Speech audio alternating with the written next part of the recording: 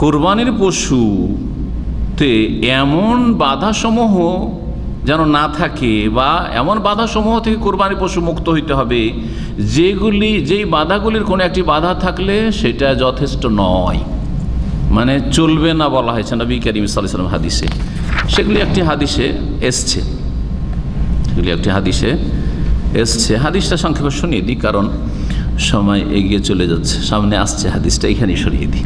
হাদিস আছে বারা বিন আযিব রাদিয়াল্লাহু তাআলা আনহু থেকে বর্ণিত, বলছেন কাল কামাফিনা রাসূলুল্লাহ আমাদের মাঝে দাঁড়ালেন খুতবায়, মানে বক্তব্যে। ফাকাল, বলেন আরবাউন লা তাজুজু ফিল আযাহি, 4 রকমের কুরবানি জায়েজ নয়। 4 রকমের কুরবানি জায়েজ নয়। আল আওয়ারা আল বাইয়িনু আওয়ারুহা, এমন কানা বা অন্ধ যেটা স্পষ্ট কানা অন্ধ, দেখতেই বোঝা যাচ্ছে যে কানা বা অন্ধ, চোখ বসে গেছে কানা হয়ে বা অন্ধ হয়ে, বা চোখ দেখলে বোঝা যাচ্ছে যে একেবারে অন্ধ বোঝা যাচ্ছে। আল বাইয়িনু আওয়ারুহা ওয়াল মারিদাতু আল বাইয়িনু মারাদুহা, আর এমন রুগ্ন বা রোগী পশু যে স্পষ্ট তার রোগ, দেখলে বোঝা যাচ্ছে যে একেবারে রোগী হয়ে আছে পশু।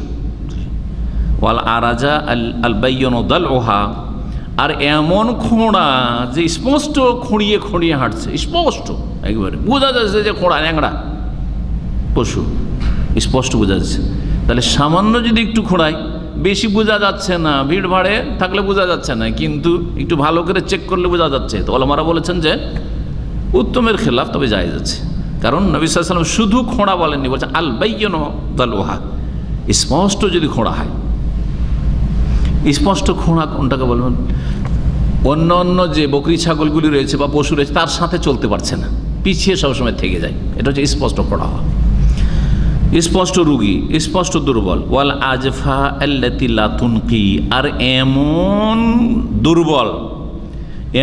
দুর্বল, আগেটা ছিল রোগী, রোগ আছে, মারাত্মক কোনো রোগ আছে হয়তো, আর এটা রোগ হয়তো নাই, কিন্তু এত শুকিয়ে দুর্বল হয়ে আছে, আল্লাতী লা তুনকি, যাতে গোশতই নেই, একেবারে চামড়া হাড্ডিতে লেগে গেছে, শুকিয়ে আছে, এইরকম।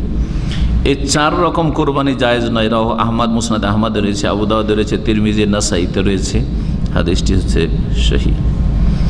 5 নম্বর শর্ত ওলামারা উল্লেখ করেছেন, সেটা হচ্ছে আল বাতরা মিনাদ দান, যে দুম্বা বা ভেড়া ভেড়ি যে হয়, এর পিছন দিকে গোশত খুব বেশি থাকে। জি, যদি পাছার গোশত একেবারে কেটে নেওয়া হয়, অথবা অধিকাংশটি কেটে নেওয়া হয়েছে নাই একেবারে, এইরকম যদি হয় তাহলে চলবে না।